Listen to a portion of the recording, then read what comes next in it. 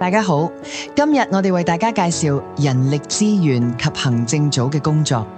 我哋係一間擁有3000幾名員工嘅建築管理公司，一直秉持以心建家嘅理念，致力打造溫暖嘅家。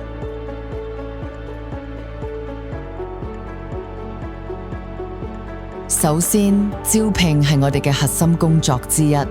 我哋會定期發佈職位、篩選履歷同埋邀請合適嘅候選人面試。喺面試嘅過程中，我哋會就住相應嘅職位同候選人討論，通過提問同埋觀察，了解候選人嘅性格、情商、溝通同埋解決問題能力等，而作出專業同埋公平合理嘅決定。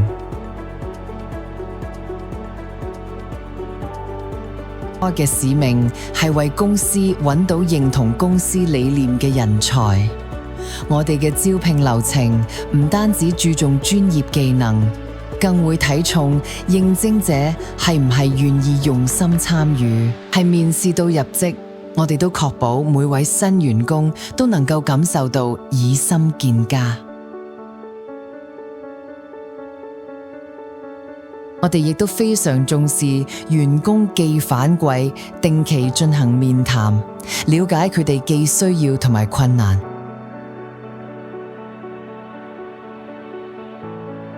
我哋致力為每位員工提供公平嘅薪資，仲有優厚福利，例如有薪年假、晉升機會、獎金、醫療及培訓計劃。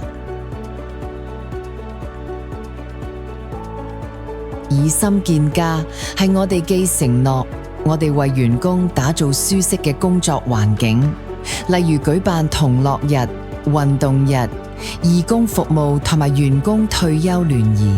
HR 努力令到每位員工都喺呢一度感受到支持同埋尊重，就好似係一個溫暖嘅家生活。